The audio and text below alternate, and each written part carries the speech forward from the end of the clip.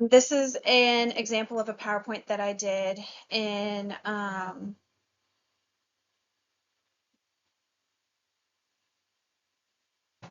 of my classes, my first semester attending University of Cincinnati online. This is about the chapter 9, objectives 1 through 11. It's pretty much, this slide is discussing the difference between biological life and biographical life. Biographical life, it's our special events that we attend. It truly separates us from other life forms. Biological life is like non-living air, water, minerals, bugs, plants, animals, vice versa.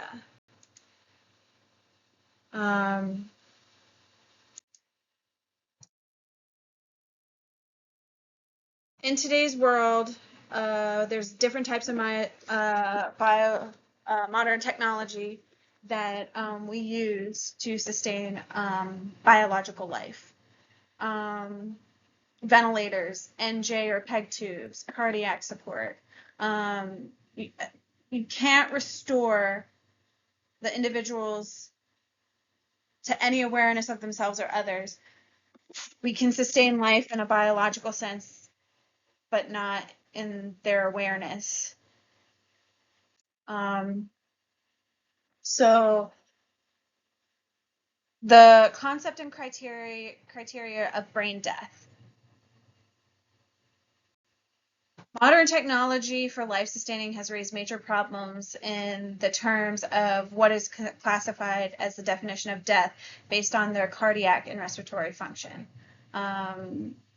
Majority of jurisdictions within our nation have accepted the concept of brain death.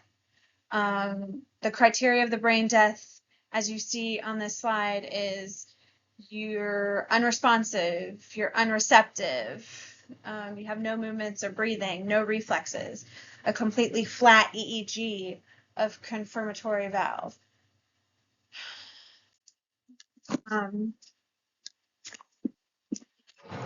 And neocortical function means the brain is unable to have neuronal computations of attention, thought, perception, and episodic memories.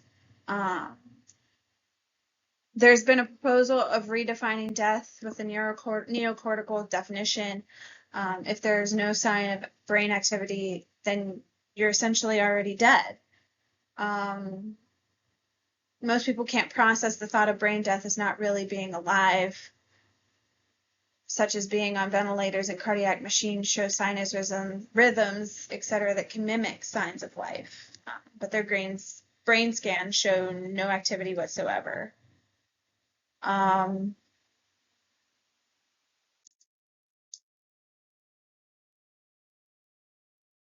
Also known persistent vegetative state, also known as PVS for short.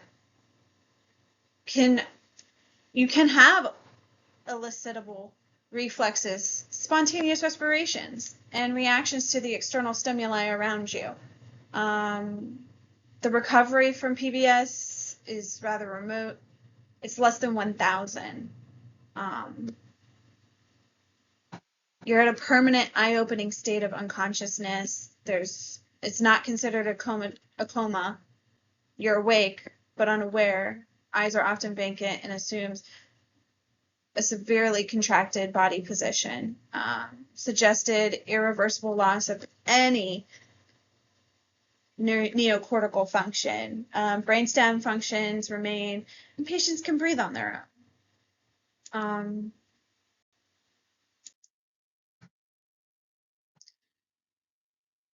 The difference between the best interest standard and a substituted judgment standard. The best interest standard, a proxy decision-making standard in which the guardian is directed, making that decision in the best interest of that individual. It's usually often used in cases when an individual was never in a position to make an autonomous decision. The substituted judgment standard maintains that the decision about the treatment or non-treatment must remain that of the patient based on the principle of autonomy. A previously competent patient becomes incompetent to decide for themselves. Does not take from them the right to self-determination. A substitute is selected who is required to act as the proxy for the patient in order to make the decision on the incompetency of that patient.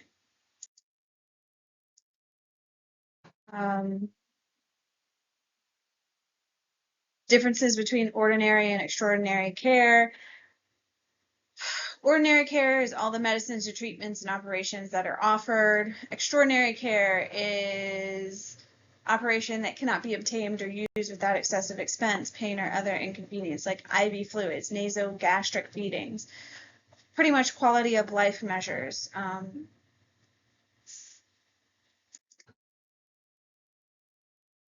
This is just a slide that says on the persistent vegetative state cases.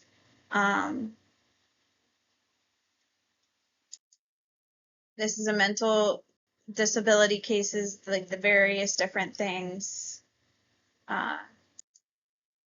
Clearly my project will be a little bit more in depth in this. This is just kind of giving you an overview, obviously, that I can figure out how to do a PowerPoint. This is about a baby Doe case, baby John Doe. Personhood criteria, the individual state in which one is accepted having the criterion of humanity and entity possessing moral standing with legal rights and duties. Some say personhood should replace brain death as the legitimate criterion of death. Personhood arguments are considered a slippery slope that can allow some monstrous wrong to occur. Patients with PBS do not meet the criteria of personhood if the criteria below were accepted. And I'm going to stop recording now, since I think I'm over the time that it was just to show that you